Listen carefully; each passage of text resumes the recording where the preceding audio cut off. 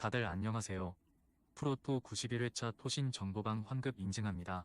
당첨금은 세후 금액인 거 알고 계시죠? 다들 아시겠지만 한 경기 취소되어 당첨금이 반토막 났지만 그래도 당첨 모두 축하드리며 오늘 경기도 분석 시작해보겠습니다. 금일 첫 번째 경기 나고야 대 쇼난 분석 시작해 보겠습니다. 홈에서 오히려 부진할 가능성도 있다. 특히 경기 주도권을 잡으려는 시도가 오히려 실패하는 경우가 잦은 편.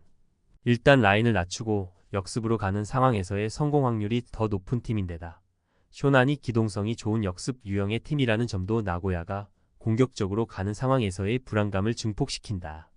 지난 시즌에도 2-2로 자기들 홈에서 무승부를 기록한 바 있다. 일단 올 시즌에도 쇼난의 수비는 믿을 수가 없다. 정교함보다는 기동성이 상당히 뛰어난 팀이라는 평가는 여전히 유효할 것으로 보이는 상태. 자기 진영에서도 실수가 자주 나오는 편. 대신 공격에서는 효율이 상당히 나쁘지 않은 편이라서 쇼난이 득점력에서 약한 팀이라고 보기는 어렵다. 단기 페이스도 5경기 9골로 상당히 괜찮은 공격 역량을 보여주고 있다. 일단 나고야가 홈에서 공세적인 플레이를 가다가 오히려 당하는 빈도가 꽤 있는 것이 사실.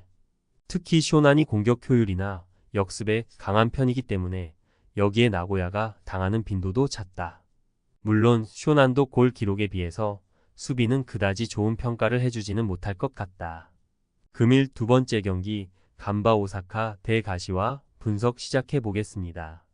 상승세가 꽤 뚜렷하다. 일단 수비와 역습으로 가는 성향인데 그 효율을 상당히 살리고 있는 모양새. 물론 공격이 생각보다는 답답한 경우가 있는데 쇼난전에서도 3개의 슈팅만 기록하는 데 그쳤다. 하지만 이 슈팅 3개가 모두 유효 슈팅으로 이어지는 등 전방에서의 효율이 리그에서는 나쁘지 않았다. 물론 간바의 플레이는 전반적으로 수비에서 오는 것은 사실. 슈팅은 상당히 많이 주는 편이지만 정작 결정적인 슈팅을 잘 주는 편은 아니다. 가시와의 플레이는 마치다와 비슷하다. 수비도 상당히 공격적으로 가면서 역습까지 노리는 것. 다만 이 때문에 지난 1왕배 이전까지는 실점 기록이 상당히 오래 지속되기도 했다. 그나마 공격이 통한다면 모르겠지만 호소야 같은 선수들의 결정력도 쉽게 올라오는 모습은 아니다. 올 시즌 가시와의 공격력은 리그 16위 수준에 그치고 있는 것이 현실이다. 간바가 승리를 기록할 것으로 보고 있다. 일단 두 팀이 모두 수비와 역습 성향을 보여주고 있는데 공격 효율에서는 간바가 더 좋은 모습. 의외로 가시와가 실점 기록이 길게 이어졌다는 점도 포인트인데 중원에서의 압박 라인을 견고하게 가는 것으로 응수하는 편이라서 생각보다는 역습에 취약한 부분이 없지는 않다. 금일 세 번째 경기 센다이 대 나가사키 분석 시작해 보겠습니다. 센다이가 상위권이기는 하지만 오히려 공격 찬스를 아끼는 면모도 상당한 것이 사실.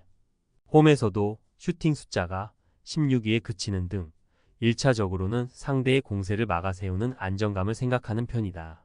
실제로 고우를 상대로도 주도권을 자신들이 가져오는 모습을 보여주기도 했지만 공세를 마구 하기보다는 한 골을 넣고 지키는 것을 선택하기도.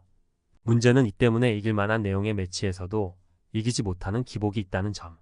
나가사키도 센다이와 비슷한 면모가 있다. 나가사키도 2위 팀이지만 자신들이 아주 높은 점유율을 가져가려고 하지는 않는 편이다. 대신 요코하마 FC에 의해서 최소 실점 2위라는 훌륭한 수비 페이스를 보여준 것은 사실. 주니오 FW가 가지고 있는 한 방을 이용해서 한 골 차이나 저득점 양상에서의 페이지에서 더 강한 모습을 보여주는 유형이다. 무승부를 기대한다. 서로가 강팀이지만 경기를 완벽하게 컨트롤한다든지 매우 공격적으로 나서든지 하는 플레이를 잘 보여주고 있는 유형은 아니다. 오히려 안정감을 1차적으로 생각하는 편인데 이 때문에 상당히 루즈하게 플레이가 지속이 되어도 이변은 아니다. 금일 네 번째 경기 에임에 대해 시미즈 분석 시작해 보겠습니다.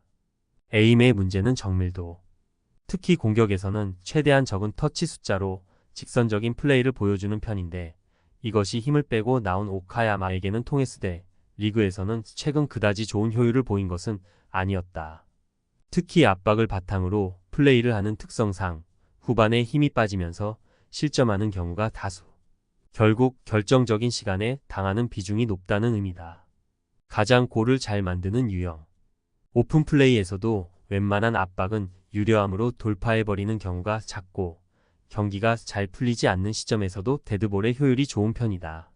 물론 요코하마 FC나 야마구치 같은 강호들에게 당하는 경우는 있었지만 에임의 직선적인 플레이만 어느 정도 제어한다면 후반에 상대 힘이 빠진 상황을 노릴 여지는 충분할 것.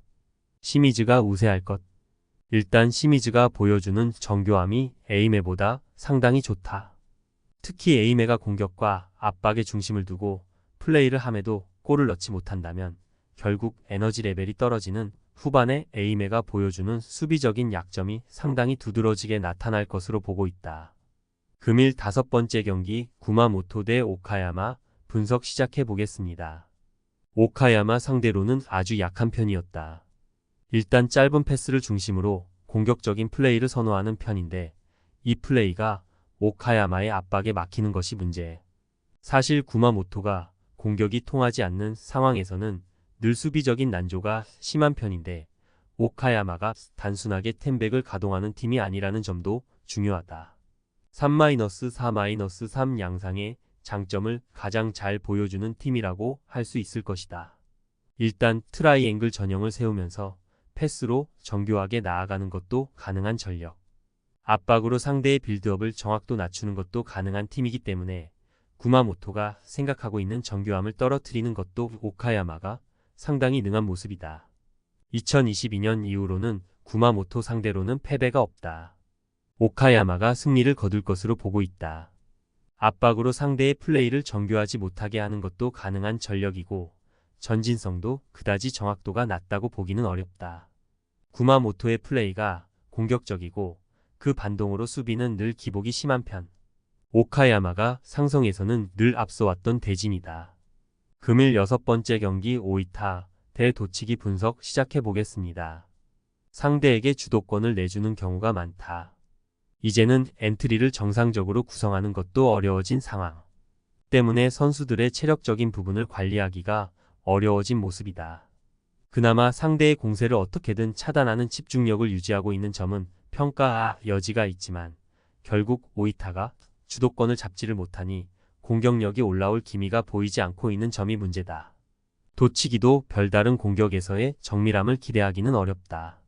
기본적으로 소극적인 플레이로 일관하는 것도 사실이고 지난 군마전에서는 퇴장의 힘을 가지고 주도권을 잡고 16개의 슈팅을 기록했다. 하지만 유효 슈팅의 비중은 20%에 불과.